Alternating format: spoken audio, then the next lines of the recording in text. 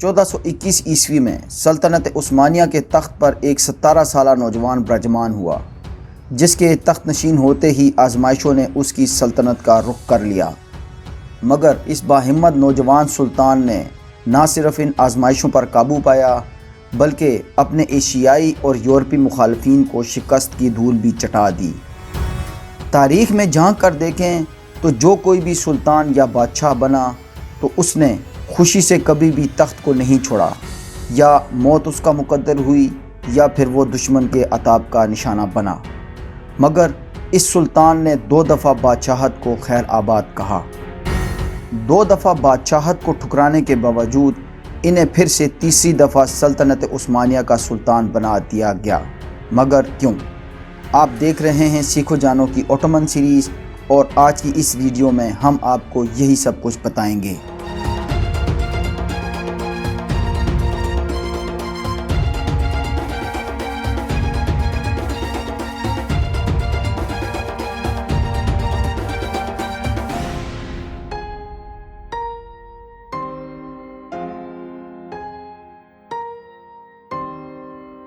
سلطنت عثمانیہ کے 5ویں سلطان محمد کا 26 مئی 1421 کو انتقال ہو گیا، اور انہوں نے اپنے انتقال سے قبل ہی اپنے بیٹے مراد کو اپنا جانشین مقرر کر دیا تھا۔ 16 جون 1404 کو پیدا ہونے والا یہ نوجوان کم و بیش 17 سال کی عمر میں سلطنت عثمانیہ کا 6واں حکمران بن گیا۔ ایسا نہیں تھا کہ مراد کے علاوہ سلطنت پر حکمرانی کے لیے کوئی موزوں امیدوار نہیں تھا۔ مراد کے 3 اور بھائی بھی تھے، مصطفیٰ، محمود اور یوسف، مگر ایک تو وہ چھوٹے تھے، دوسرا سلطان محمد سلطنت کو خانہ جنگی کے ماحول میں نہیں چھوڑنا چاہتا تھا، اس لیے اس نے اپنی حیات میں ہی بڑے بیٹے مراد کو سلطان مقرر کر دیا۔ 13ویں صدی سے 14ویں صدی کے نصف تک یورپ بارود کے استعمال سے کافی واقفیت حاصل کر چکا تھا، اور 14ویں صدی کے اختتام تک بارود کو بندوق، جسے مسکٹ کہا جاتا تھا، اور توپوں میں استعمال بھی کرنا شروع کر دیا تھا۔ 1421 میں سلطان مراد کے دور اقتدار کے شروع میں اگر عثمانی طاقت کی بات کریں تو توپوں کے استعمال کے علاوہ ینیچری، جو کہ عثمانی فوج کی اصل طاقت تھی، نے ان مسکٹ کا استعمال بھی شروع کر دیا تھا، جبکہ بحری فوج کا آغاز تو سلطنت عثمانیہ کی یورپ میں آمد کے ساتھ ہی شروع ہو چکا تھا۔ سلطان مراد ثانی، جو کہ اپنے والد سلطان محمد کے انتقال سے قبل عماسیہ میں گورنری کے فرائض سر انجام دے رہے تھے، نے جیسے ہی سلطنت عثمانیہ کے سلطان کا منصب سنبھالا، بغاوتوں نے سلطنت کا رخ کر لیا، اور ان تمام بغاوتوں کے تانے بانے شہنشاہ قسطنطنیہ مینویل دوئم سے جا کر ملتے تھے۔ یہ مینویل دوئم وہی تھا جس کی حکومت کو سلطان محمد نے موسیٰ چیلیپی یعنی اپنے بھائی سے بچایا تھا۔ شاہ قسطنطنیہ نے سلطان محمد کی موت کے ساتھ ہی اپنا رنگ دکھانا شروع کر دیا۔ اس نے سب سے پہلے مصطفیٰ چیلیپی، جو کہ سلطان محمد کا بھائی تھا اور لیمنوس کے جزیرے پر جلا وطن تھا، کو سلطنت میں بغاوت برپا کرنے کے لیے سلطان مراد ثانی کے مقابلے میں میدان میں اتارا۔ شہنشاہ قسطنطنیہ نے مصطفیٰ چیلیپی سے ایک اقرار نامہ بھی لیا کہ اگر وہ سلطنت عثمانیہ کا مالک بن گیا تو بہت سے مضبوط قلعے اور شہر شہنشاہ قسطنطنیہ کے حوالے کرے گا، اور ہمیشہ شہنشاہ قسطنطنیہ کا وفادار رہے گا۔ شہنشاہ قسطنطنیہ نے اسے سلطنت کے یورپی علاقوں یعنی رومیلی میں ایک بڑی فوج کے ساتھ اپنے بحری جہازوں میں روانہ کر دیا، تاکہ کم از کم یورپی علاقوں کے ساحلی شہروں پر قبضہ کر کے یہاں ہیڈ کوارٹر بنایا جائے، اور پھر سلطنت عثمانیہ کو مزید نقصان پہنچایا جا سکے۔ پھر ایسا ہی ہوا، کیونکہ مصطفیٰ چیلیپی سلطان مراد کا چاچا تھا، اس لیے اس کے مطابق وہ سلطنت پر حکمرانی کا زیادہ حق رکھتا تھا۔ اسی بنیاد پر وہ بہت سے عثمانی سپاہیوں کو اپنے ساتھ ملانے میں کامیاب ہو گیا، جس سے مصطفیٰ کی طاقت میں مزید اضافہ ہو گیا۔ اس نے رومیلی میں شہروں پر شہر فتح کرنے شروع کر لیے۔ اس پر سلطان مراد ثانی نے اپنی فوج کو رومیلی روانہ کیا، مگر اس فوج کا بھی اکثریتی حصہ مصطفیٰ کے ساتھ مل گیا، بقایا شکست کھا گئی اور کمانڈر با یزید پاشا اس جنگ میں مارا گیا۔ اس فتح سے مصطفیٰ کی ہمت اور بڑھ گئی۔ اس نے خود کو سلطنت کے یورپی علاقوں یعنی رومیلی کا سلطان قرار دے دیا۔ اس کے بعد اس نے سلطنت کے ایشیائی علاقوں کو فتح کرنے کا ارادہ کیا، کیونکہ اس کو شہنشاہ قسطنطنیہ اور مسیحی فرما رواؤں کا مکمل تعاون اور آشیرواد حاصل تھی۔ مصطفیٰ جیت کے نشے میں چور اپنی فوج کے ہمراہ درہ دانیال کے راستے سلطنت عثمانیہ کے ایشیائی علاقوں میں داخل ہوا اور لوٹ مار شروع کر دی۔ سلطان مراد ثانی حالات کی اس سنگینی کے پیش نظر خود فوج لے کر مصطفیٰ کے مقابلے میں آ گیا اور اسے شکست فاش دے دی۔ مصطفیٰ تو رومیلی کی طرف بھاگ گیا، مگر اس کی عثمانی فوج نے سلطان مراد ثانی کی اطاعت قبول کر لی۔ مصطفیٰ نے رومیلی پہنچ کر گیلیپولی میں پناہ حاصل کر لی۔ یہاں ایک جینوا کے کمانڈر اڈورنو نے سلطان مراد ثانی کی بہت مدد کی اور گیلیپولی کا محاصرہ کر لیا۔ اس طرح مصطفیٰ کو گرفتار کر لیا گیا اور اسے سولی دے کر موت کے گھاٹ اتار دیا گیا۔ اس کے بعد سلطان مراد ثانی نے جینوا کی ریاست، جو کہ شہنشاہ قسطنطنیہ سے رقابت رکھتی تھی، کے ساتھ دوستی کا معاہدہ کر لیا اور بغاوت برپا کرنے کی وجہ سے قسطنطنیہ پر حملے کا ارادہ کر لیا۔ جب شہنشاہ قسطنطنیہ مینویل دوئم تک یہ خبر پہنچی کہ سلطان مراد ثانی قسطنطنیہ پر حملے کی تیاری کر رہا ہے، تو اس نے سلطنت عثمانیہ میں ایک اور بغاوت کو ہوا دینا شروع کر دی، تاکہ سلطان ان بغاوتوں کی گرداب میں پھر سے پھنس جائے اور قسطنطنیہ پر حملے کو ملتوی کر دے۔ اس دفعہ اس نے سلطان مراد ثانی کے حقیقی بھائی، جس کا نام کوچیک مصطفیٰ یعنی چھوٹا مصطفیٰ تھا، کو ورگلانا شروع کر دیا، جو کہ اپنے والد کی وفات کے بعد اپنے بڑے بھائی کے ہاتھوں اپنی جان کے خوف سے سلطنت عثمانیہ کے حریف قبیلے کرمان میں روپوش تھا۔ 1422 عیسوی میں سلطان مراد ثانی نے قسطنطنیہ کا محاصرہ کر لیا۔ کم و بیش 18 سال کی عمر میں یوں قسطنطنیہ کا محاصرہ کر لینا اس نوجوان سلطان کے باہمت ہونے کی واضح دلیل تھا۔ کم و بیش 20,000 کے فوجی لشکر کے ساتھ شہر کا بڑا سخت محاصرہ کر لیا گیا۔ اس جنگ میں پہلی بار توپوں کا استعمال بھی کیا گیا۔ محاصرہ روز بروز سخت ہوتا جا رہا تھا، جو کہ شہنشاہ قسطنطنیہ مینویل دوئم کی پریشانیوں میں اضافہ کر رہا تھا، مگر وہ شہر کے دفاع کے ساتھ ساتھ سلطان مراد ثانی کے خلاف ریاست میں بغاوت کروانے پر بڑی تیزی سے کام کر رہا تھا، اور جلد ہی وہ اس کوشش میں کامیاب بھی ہو گیا۔ امیر کرمانیہ کے تعاون سے سلطان مراد ثانی کے 13 سالہ حقیقی بھائی کوچیک مصطفیٰ نے اناطولیہ میں علم بغاوت بلند کر دیا۔ نہ صرف اناطولیہ کے شہر نیسیا پر قبضہ کر لیا، بلکہ بروسا کا محاصرہ کرنے کے ساتھ ساتھ اپنے سلطان ہونے کا اعلان بھی کر دیا۔ سلطان مراد ثانی، جو کہ شہر قسطنطنیہ کی فتح کے بالکل قریب تھا، کو ان نازک حالات میں سب کچھ ادھورا اور تمام محنت کو بلا نتیجہ چھوڑ کر ویسے ہی اناطولیہ کی طرف واپس جانا پڑا، جیسے ان کے دادا سلطان بایزید کو عین وقت پر تیموری فتنے کے خاتمے کے لیے قسطنطنیہ کا محاصرہ اٹھانا پڑا تھا۔ بہرحال سلطان مراد ثانی نے محاصرہ اٹھانے کے بعد فوراً اناطولیہ کا رخ کیا۔ کوچیک مصطفیٰ کے فتنے کی سرکوبی کے لیے بروسا پہنچا اور نہ صرف اسے شکست دی بلکہ اسے قتل بھی کر دیا۔ مصطفیٰ کے فتنے کو ختم کرنے کے بعد سلطان مراد ثانی اناطولیہ کی ان خود مختار ریاستوں کی طرف متوجہ ہوئے جو کہ اس بغاوت میں شامل تھیں، جن میں بطور خاص کرمانیہ کی ریاست سر فہرست تھی۔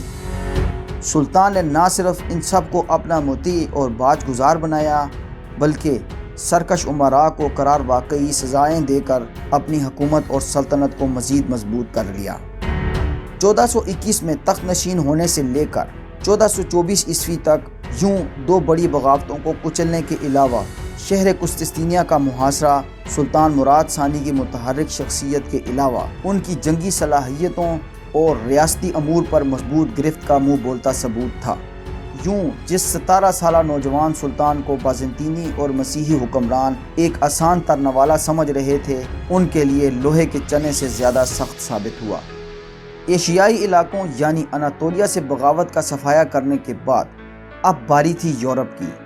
سلطان مراد ثانی نے سب سے پہلے شہنشاہ قسطنطنیہ مینویل دوئم کو ان کی کارستانیوں پر سبق سکھانے کا ارادہ کیا، مگر 21 جولائی 1425 عیسوی کو مینویل دوئم کا انتقال ہو گیا۔ سلطان مراد ثانی جب ادرنا پہنچے تو شہر قسطنطنیہ کی مسند اقتدار پر مینویل دوئم کا بیٹا جان پیلاولوگس ایٹ تخت نشین ہو چکا تھا۔ جان پیلاولوگس نے انتہائی سخت شرائط پر سلطان مراد ثانی کی باجگزاری میں ہی عافیت سمجھی اور 30,000 ڈوکٹ سالانہ خراج کے علاوہ کئی اہم شہروں اور قلعوں سے دستبردار ہو گیا۔ 1425 سے لے کر 1438 عیسوی تک کے درمیانی عرصے میں اناطولیہ اور مسیحی یورپ میں کچھ غیر معمولی نوعیت کے اہم واقعات رونما ہوئے، جنہوں نے سلطنت عثمانیہ پر بڑے گہرے اثرات مرتب کیے۔ شاہ سربیا اسٹیفن لازار، جو کہ سلطان بایزید کے دور حکومت میں سلطنت عثمانیہ کا وفادار تھا، 1427 عیسوی میں فوت ہو گیا اور اس کی جگہ نیا حکمران برانکووک بن گیا، جس نے سلطنت عثمانیہ کے ساتھ وفاداری کا یہ معاہدہ ختم کر دیا۔ 1430 عیسوی میں تھیسالونیکی یا سالونیکی کو دوبارہ سے سلطنت عثمانیہ میں شامل کر لیا گیا، جو کہ سلطان مراد ثانی کے تایا سلیمان نے رومیلی پر اپنا اقتدار مضبوط کرنے کی غرض سے شاہ قسطنطنیہ کے حوالے کیا تھا۔ 1437 عیسوی میں سلطان مراد ثانی کا بڑا بیٹا احمد، جو کہ اماسیا کا گورنر بھی تھا، صرف 18 سال کی عمر میں اچانک فوت ہو گیا، تو اس کی جگہ اس کے دوسرے بھائی علاؤ الدین علی کو اماسیا کا گورنر بنا دیا گیا، جس کی عمر اس وقت تقریباً 12 سال تھی۔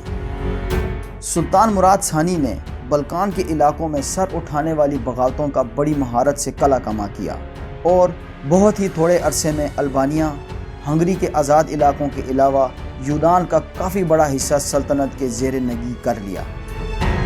البانیہ کے علاقوں میں سلطان کو عوامی سطح پر بڑی سخت مزاحمت کا سامنا کرنا پڑا، اس لیے سلطان نے اس مزاحمت کو کم کرنے کے لیے یہاں بڑی تعداد میں مسلمانوں کو بسانا شروع کر دیا۔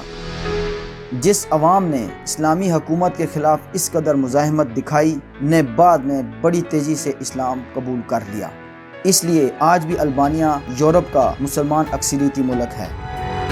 سلطان مراد ثانی یورپی علاقوں میں بھی عثمانی سلطنت کو مضبوط اور مستحکم کرنا چاہتے تھے، اس لیے ہنگری اور سربیا کی طرف بھی عثمانی فوجوں کی پیش قدمی شروع کروا دی۔ 1438 عیسوی میں ہنگری کے سرحدی علاقے میں ایک جنگ کے دوران 70,000 ہنگری فوجیوں کو قیدی بنا لیا گیا۔ ہنگری کے بہت سے علاقوں کو فتح کرنے کے بعد عثمانی فوجیں سربیا کے دارالحکومت بلغراد کو فتح کرنے کے لیے بڑھیں، لیکن وہ اس کوشش میں کامیاب نہ ہو سکیں، کیونکہ اس دفعہ پھر سے یورپی مسیحی طاقتوں کے درمیان ایک صلیبی معاہدہ ہو چکا تھا، جس کا مقصد عثمانیوں کو یورپ سے نکال باہر کرنا تھا۔ اس معاہدے کو یورپی دنیا کے پوپ اعظم کی آشیرواد بھی حاصل تھی۔ اس اتحادی فوج کی قیادت ایک نہایت تجربہ کار یورپی جنرل کر رہا تھا، جس کا نام جان ہونیاڈے تھا۔